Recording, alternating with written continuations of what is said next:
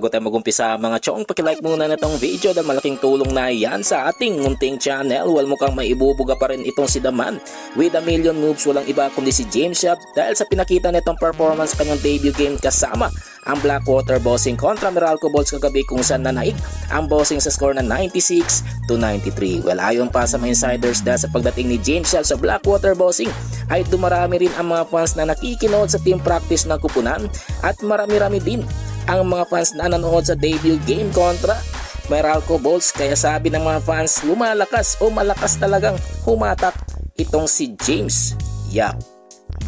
Ibang balita, punta ng pre sa Gilas stalwart at high flyer forward ng Barangay Nebra na si Jamie Malonson na binanatan ng mga netizens patungkol sa naging involvement sa isang suntukan na kalaunan ay walang pinataw na parusa. Well, ayon pa sa mga netizens, iba talaga pag na-involved sa isang skandalo ang player ng Barangay Nebra San Miguel o bata ni Boss Al Francis Chua, dahil automatic walang parusa.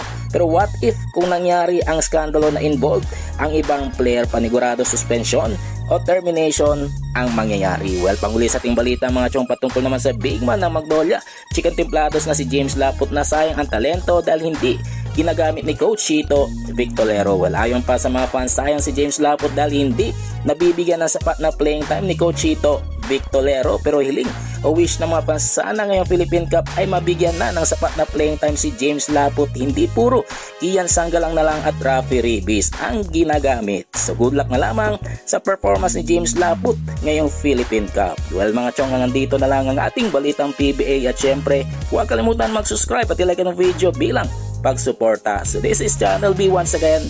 I'm out.